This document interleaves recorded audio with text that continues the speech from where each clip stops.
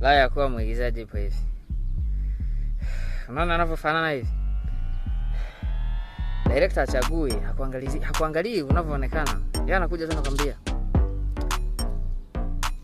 assume wewe ni meneja wa kampuni ya kuuza na kununua madini Tanzania, madini ya dhahabu.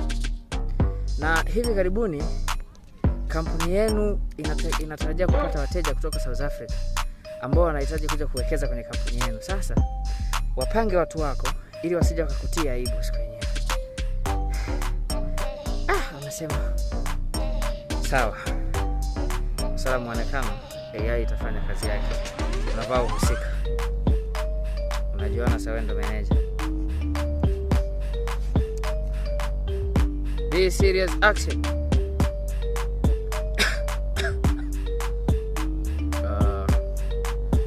Bali za saizi. Namshukuru Mungu kwa kuona tuko pamoja hapa. Na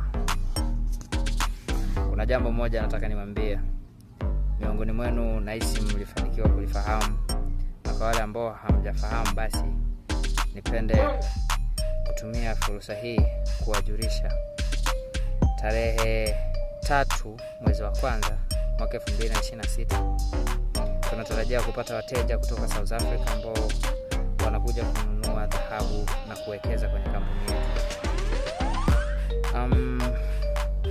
Ile kampuni inaitwa KS Gold Mining. Yenyewe inafanya kazi ya uchimbaji pamoja na kununua dhahabu. Hivyo basi ifikapo tarehe 3 asubuhi saa 2, wafanyakazi wote kuanzia wafanyakazi wa usafi mpaka idara za juu mnatakiwa kumaintain uvaaji wa sare pamoja na hospitality kwa wateja kwa wageni au wateja watakaokuja kwenye kampuni yetu. Na hisi tutapata benefit kubwa sana kutokana na ujio wao. Na kama sijakosea na kama mipangilio ikienda kama tulivyopanga, sisi kama kampuni tunaweza tukaongezea mshahara wa wafanyakazi wote kwenye kampuni hii japo kwa 10%. Hivyo basi kila mmoja ajitahidi kumaintain utu wake, ajitahidi kuzingatia sheria za kampuni ili kusudi msije mkatutia aibu na kila mtu aweze kunufaika na fursa hii ambayo inakuja hivi karibuni. Asanteni kwa kunisikiliza.